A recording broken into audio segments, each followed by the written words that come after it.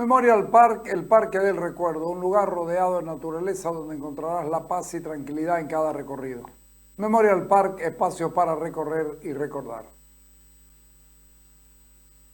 Bien, converso con el diputado Carlos Alarcón sobre dos temas que tienen que ver a su labor parlamentaria, a la labor parlamentaria de la oposición congregada en la gente de Comunidad Ciudadana. El primero, el tema de las manillas electrónicas o de las tobilleras electrónicas. En realidad yo no sé por qué dicen manillas si nunca he visto que alguien use una manilla electrónica. Bueno, pero en fin, ¿cuál fue la posición de Comunidad Ciudadana con relación a esto? Entiendo que hicieron una observación estructural al proyecto de ley porque ustedes plantearon aspectos de tipo legal, ¿no es cierto? Sí, Carlos, nosotros observamos dos temas estructurales de esta ley.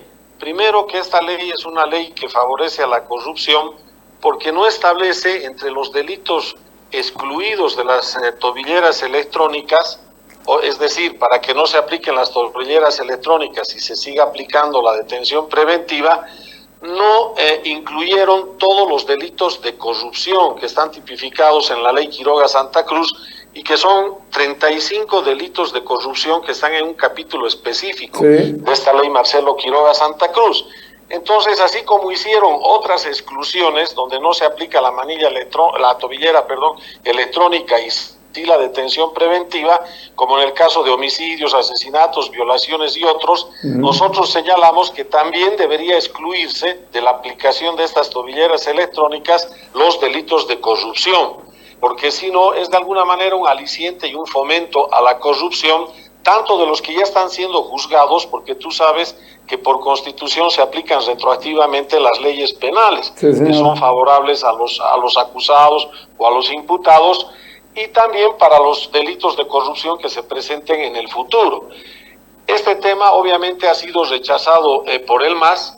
Ha habido una disidencia interesante del diputado Froilán Mamani, que responde a la línea de Choquehuanca del vicepresidente, donde él aceptó la incorporación de un inciso G en este artículo 10, señalando que tratándose de delitos de corrupción de la ley Quiroga, Marcelo Quiroga Santa Cruz, no podía aplicarse la tobillera electrónica y tenía que aplicarse, si correspondía, obviamente la detención preventiva u otras salidas alternativas. Claro, perdón que te corte para que la gente lo entienda. Si esto se aplica, digamos, se aprueba hoy, el diputado Santos, el ex diputado Santos que está detenido, inmediatamente le ponen su tobillera y se puede ir a su casa. Exacto, el ex ministro Santos, eso es lo que nosotros cuestionamos. Sí, claro. Y dijimos que por eso era importante hacer esa exclusión de esos delitos. Entonces, el único que aceptó esta propuesta o esta observación fue este diputado Froilán Mamani de la línea de Choquehuanca, y los de la línea de Arce las rechazaron. Y en lugar de eso incluyeron, Carlos, una redacción señalando que los delitos de servidores públicos que afecten o causen daño al patrimonio del Estado van a ser excluidos de la tobillera electrónica. Pero ahí les dijimos que no solamente, casi la totalidad de los delitos no tienen como elemento configurativo del delito el daño al Estado, esa es una consecuencia del delito. Claro. Por ejemplo, en un soborno, en un cohecho, si una empresa saca plata de su bolsillo para dar el soborno al funcionario y adjudicarse un bien o un servicio, en ese momento ya se consumó el cohecho o el soborno. Claro. Entonces no necesitas que haya daño al Estado para que haya el delito de corrupción. Y ni qué decir en el tráfico de influencias y muchos delitos que no requieren daño al Estado. En la mayoría. Entonces en la casi la totalidad, la mayoría, y por eso esa adición que aceptaron a regañadientes por la observación nuestra incluirla, quedó insuficiente, porque la propuesta que recogía a plenitud nuestra observación era la de ese diputado del MAS que quedó solo, Froilán Mamani, ¿no?, que es de la línea de Choquehuanca. Y la otra observación, Carlos, era de que han excluido de la tobillera electrónica para que se pudran en la cárcel los presos políticos con el montaje del falso terrorismo y con la condena del expresidente Áñez. ¿Para qué? Para que entre todos los presos políticos, los más de 200, entre ellos no salgan de la cárcel Camacho, la señora Áñez y Marco Antonio Pumari. Entonces estas leyes selectivas son inicuas, son infames. Tú no puedes llevar la aplicación de la justicia penal, que ya lo estás haciendo de manera selectiva, con jueces y fiscales que son verdugos a favor del gobierno. No puedes trasladar ese vicio a las leyes, y eso obviamente no lo han querido corregir. Y el tema que nos asombró en el debate con el ministro que tuvimos el martes pasado, Carlos, es que el ministro nos muestra unas láminas de PowerPoint donde señala que ya ha comprado 500 tobilleras a un valor de 2.250.000 bolivianos, un precio unitario 4.500 por cada tobillera, que hacen en el equivalente en dólares $323.000. Entonces, ¿cómo es posible que el ministro ya haya comprado 500 tobilleras cuando la ley no se ha aprobado? ¿Qué pasaría si se la rechaza, por ejemplo? Esta es la próxima semana que se la va a tratar. Entonces, en ese caso, habría un daño al Estado. Claro. Y aunque no se la rechace, Carlos, el hecho, aunque se la apruebe, es pues una práctica deshonesta, ilegal, irregular, que tú hagas la adquisición del bien antes de la ley que te autorice a la utilización de ese bien del Estado. Y eso no está arreglado en ningún lado, ¿no? Bueno, en las normas de contrataciones el espíritu y la letra es clara, ¿no? Porque acá, fíjate, no puedes adquirir bienes que dependen de una ley posterior, y esa ley que quieres blanquear con esa ley tu contratación anterior puede ser rechazada. Imagínate que se la rechace esta ley, ahí habría un daño económico de $330.000 contra el Estado boliviano y el pueblo de Bolivia, porque esas manilleras no tendrían ningún uso ni aplicación. Lo que significa que a lo mejor le pudieran tener una manilla a él, al ministro, por el delito cometido, por el daño económico al Estado. Claro. Y como ahora han adicionado el inciso, han adicionado este inciso H, de que no se aplican cuando hay daño económico, por ahí ni eso le serviría. Pero bueno, eso te demuestra el total despropósito que tiene este ministro de tratar. Era como Evo Morales, ¿te acuerdas cuando decía? Le meto nomás. Yo le meto nomás y que mis abogados arreglen. Este ministro dice, yo le meto nomás y que los diputados y senadores del MAS arreglen con una ley ex post facto para blanquear una adquisición anterior. Pero te das cuenta lo que pueden dejar librado a este mecanismo de cosas que hayan hecho y no las hayan publicado, o de las cosas que piensen hacer y que todavía no se hayan hecho, que no se hayan tratado. Es peligrosísimo.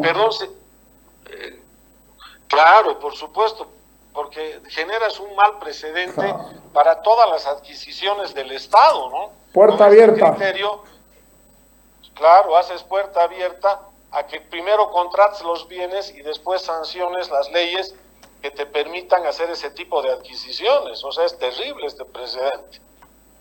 Y es peligroso porque están intentando también aprobar una ley de lucha contra la corrupción. ¿Tendrían que dejarla sin efecto a la Marcelo Quiroga, o esta es un anexo a la ley anterior? ¿Qué es lo que pretenden ahí? Porque además controlada por ellos mismos, Carlos, esto es terriblemente peligroso para la salud legal de este país. Por supuesto, ese debería ser el trabajo de un contralor independiente, que no lo tenemos hasta ahora, como no tenemos un fiscal y un juez penal independientes, que es lo que necesitamos para una verdadera lucha de la corrupción. Fíjate que en esta nueva ley que se superpone y no se excluye con la Marcelo Quiroga de Santa Cruz, el que es el dueño y señor de todo el andamiaje de administración y aplicación de esta nueva ley es el ministro de Justicia, o sea, el ratón cuidando el queso. El juez y parte el gobierno para juzgar y meterse en temas de corrupción. Si tú harías un cálculo de la corrupción en relación a todas las instituciones del Estado, yo me atrevería a decirte que un 70% de la corrupción nace y se gesta en las esferas del gobierno, y el residuo, el saldo, será en el órgano judicial, será en el órgano electoral, en otras instituciones, el Ministerio Público, pero la corrupción, por la cantidad de plata que manejan el gobierno en contratación de obras, proyectos y servicios, yo te diría que se concentra en el órgano ejecutivo. Y resulta que el propio gobierno va a ser el dueño y señor de la información, además la va a trabajar de manera reservada y clasificada, y y hasta ahora no aprueban la ley de acceso a la información. La información no tiene que fluir, Carlos, hacia el ministro de Justicia, tiene que fluir hacia el ciudadano. Es el ciudadano el que necesita la ley de acceso a la información, el que necesita un contralor independiente de alta calidad, mejorando las atribuciones de la actual Contraloría. Inclusive habría que ver casos extraordinarios de que pueda hacer un control previo, no necesariamente un control posterior a la realización del contrato del acto. El juez independiente, el fiscal independiente. Fíjate que todos esos temas no están siendo atendidos por este gobierno y quiere marear la perdiz con estas leyes que más bien son para manipular la información relativa a la corrupción y para seguir aplicando justicia penal selectiva. Y si llegas al Tribunal Constitucional, ¿qué puede decir de que un ministerio maneje y controle el cumplimiento o no de una ley, porque esto está reñido con la Constitución Política del Estado?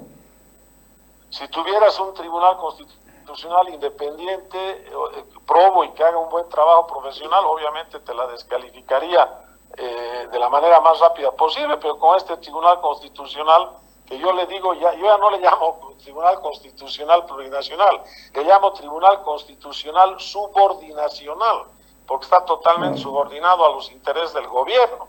Entonces va a decir que es una ley magnífica, pues, y que es la mejor obra de lucha contra la corrupción, pero si tuviese un verdadero Tribunal Constitucional, te la anularía inmediatamente. ¿El proyecto de ley qué dice con relación a la Marcelo Quiroga? No establece una vinculación de tipos penales de manera directa, sino establece que los organismos que tengan información vinculada a delitos que tengan que ver con hechos de corrupción tienen que darle la información de la manera más rápida y oportuna al Ministerio de Justicia a través del Viceministerio de Transparencia. Ahí tienen alguna vinculación, ¿no? Porque la ley Quiroga crea también estos consejos nacionales de estrategias y de luchas contra la corrupción, pero sobre todo se refiere a la información también que maneja la ASFI, que maneja impuestos, que maneja aduanas, ¿no? Para que sea el ministro de Justicia el que monopolice esa información. Dice la ley que la maneja de manera reservada inclusive, ¿no? Y él entonces con ese manejo de la información va a poder agarrar y va a poder digitar y dirigir de qué manera se va a hacer efectiva, en este caso no efectiva, la lucha contra la corrupción. Ese es el problema. Yo te digo que las últimas leyes, Carlos, incluida la ley del ministro de Gobierno de la semana anterior, donde él decide qué precursores que se han desviado para fabricar cocaína u otras drogas se los va a juzgar en sede administrativa y cuáles como delitos en sede penal, son leyes que están creando dos superpoderes dentro del gobierno. Un superpoder a cargo del ministro Lima de Justicia y otro superpoder a cargo del ministro de Gobierno. Porque fíjate que si el ministro de Gobierno te va a decir que en un caso determinado, un precursor que ha sido determinante para tener una cantidad grande de cocaína va a ser falta administrativa y la va a juzgar el Ministerio de Gobierno con 4,000 bolivianos de multa y no como delito que va en una franja de 5 a 25 años de cárcel, entonces ahí ya te da la prueba de lo que están queriendo hacer. Están creando dos monstruos, dos superpoderes dentro del gobierno en justicia y en el Ministerio de Gobierno. Y con relación a este tema de que vos vas a acceder a que se liberen tus cuentas para que te lo puedan gobernar y para que lo pueda seguir el propio Ministerio de Justicia, a mí me parece que es terriblemente peligroso, porque eso le está abriendo la puerta a la discrecionalidad. Mañana te dicen, usted de esta cuenta que tiene con nosotros el gobierno, traspasó a esta otra cuenta suya personal, entonces también vamos a tener que abrirle una observación y una investigación a esta otra cuenta. Pero además te están diciendo, usted es voluntario, pero si no es voluntario usted no va a acceder, te van a decir, no, entonces si no quiere no va a ser contratado por el gobierno. Pero lo que es peor es que te están diciendo, comenzás a ceder tus derechos, y cuando comenzás a ceder tus derechos uno sabe dónde comienza esto y no dónde termina, ¿no? Claro, o sea, fíjate, bueno, nosotros, para darte un ejemplo, hace años atrás, cuando nos hacían tanta persecución contra Carlos Mesa, en los gobiernos de Evo Morales y de este gobierno, hace años mandamos una carta, ¿no?, tanto a la UIF como a la ASFI, liberando del secreto bancario nuestras cuentas, tanto la de Carlos Mesa como las mías. Hace años no tiene secreto bancario, pero por decisión nuestra, ¿no? Por decisión nuestra, porque tenemos el derecho para hacerlo así. Pero pueden haber temas relevantes del secreto bancario, Carlos, que no tengan que ver con hechos de corrupción, sino con otros intereses legítimos por los cuales puedas querer que tu cuenta no esté en el acceso público, y que son razones legítimas y valederas que no tienen nada que ver con la corrupción. Y eso te puede afectar, sobre todo si llegas a imponer eso a privados también, te puede llegar a afectar pues hasta la estabilidad del sistema financiero en Bolivia. Entonces hacen estas medidas demagógicas a la ligera como cortina de humo, Carlos, para tapar que en este gobierno está incrustado el narcotráfico y la corrupción hasta la médula. 4 exministros enjuiciados y detenidos por corrupción, todos los temas que se van denunciando, entrevistas y artistas de vinculaciones al narcotráfico cada semana. Entonces quieren crear cortinas de humo con estas leyes por una parte, y por otra quieren crear estos superpoderes tanto en el Ministerio de Justicia como en el Ministerio de Gobierno. Yo me temo también que esto tiene que ver en una especie de continuación de lo que hacen Nicaragua, Venezuela, y que te están marcando un camino hacia el socialismo duro del siglo XXI o del populismo del siglo XXI que termina en dictadura, ¿no? Claro, porque fíjate, el que define quién es corrupto y quién no es el gobierno, claro, ¿no? En un caso de las leyes anticorrupción, mal llamadas anticorrupción. En el otro caso, ¿quién define si es un delito vinculado al narcotráfico, a la fabricación o al tráfico de drogas? Es el ministro de gobierno, porque si lo juzga en el ministerio como falta administrativa, ese desvío de precursores o sustancias químicas ya sale de la esfera penal del narcotráfico. Entonces, él define quién va a estar vinculado o no al narcotráfico. Entonces, es gravísimo. Solamente un juez y un fiscal independiente debería hacer eso. Fíjate cómo se pone peligroso. El último precursor, pero además de los más eficientes, es el cemento. ¿Sabes qué puede hacer alguien con 500 bolsas de cemento en pleno Chapare si no construye nada? Va a ser cocaína. Y sin embargo, le voy a decir, no, es que él es constructor. ¿Constructor dónde? ¿Qué construye? ¿Cuándo construyó antes? No, es una falta administrativa, como vos decís, le dan 4.000 bolivianos de multa y se va.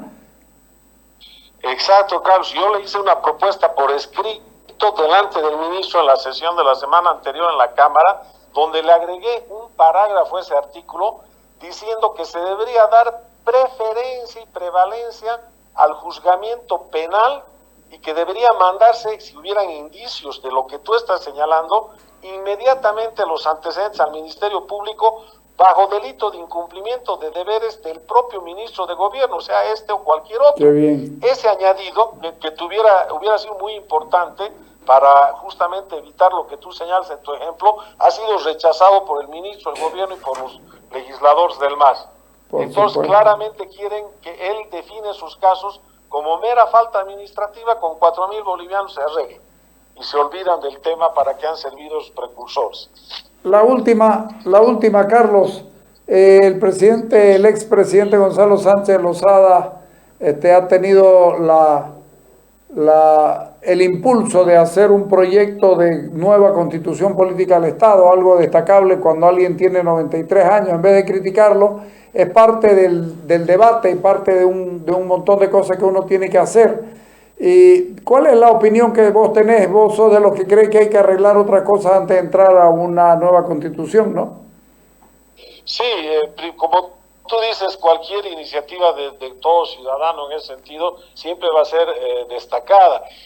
Lo que a mí me preocupaba, ¿no?, o sea, de cualquier iniciativa de hablar ahora de una nueva constitución y asamblea constituyente, es que yo creo que de cara al 2025 tenemos unas urgencias políticas para reconstruir la democracia en el país. Primero tenemos que cambiar a este gobierno autoritario, a este gobierno autocrático y que quiere devenir en una dictadura, con los ejemplos que dabas de Venezuela y de Nicaragua y otros países, Cuba. Segundo, tenemos que lograr cambiar el modelo de gestión económica porque nos está llevando a un desastre la forma como está encarando la economía el gobierno del presidente Arce. De campeón de la economía está pasando a chambón de la economía. Tercero, tenemos que agarrar y tenemos que liberar a Bolivia del narcotráfico y de la corrupción de la función pública, que es otro gran desafío, y tenemos que recomponer toda la institucionalidad democrática de garantía del Estado, Carlos. Ministerio Público, Justicia, Contraloría, Defensoría del Pueblo, todas esas instituciones. Una vez que logremos hacer esto, cambiando este gobierno, recién vamos a tener el espacio propicio y el tiempo necesario y suficiente para poder plantear reformas estructurales en la cuestión política del Estado. Pero si no tenemos clara esta prioridad, que es la número uno, podemos perder el objetivo estratégico, ¿no? Yo veo el próximo gobierno una mezcla de lo que fue Siles Suazo para rescatar la democracia de la dictadura de los militares y Víctor Paz Estenssoro para recuperar la economía del descalabro económico de la hiperinflación. O sea, mucho más complejo de lo que han vivido esos dos gobernantes. Vamos a tener que tener las dos cosas juntas, ¿no? Esa creo que va a ser la prioridad. Ok, te agradezco muchísimo, ha sido muy útil para nosotros. Cualquier cosa te llamamos.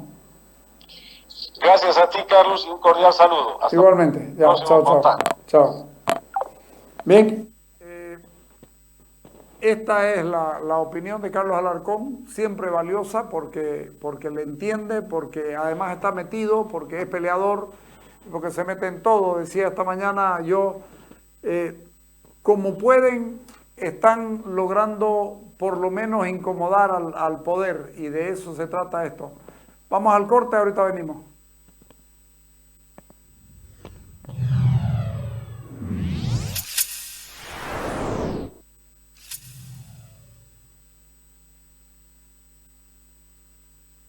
BID continúa innovando, firme y de la mano de Crown, representante y distribuidor exclusivo de BID para Bolivia. Muy pronto estaremos con una nueva generación para el segmento vagonetas.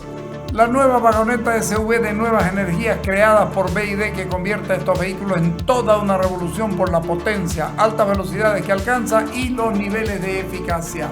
Todo esto lo sumamos a una conducción suave y silenciosa para el confort total de sus ocupantes. Muy pronto todos los vehículos serán como BID.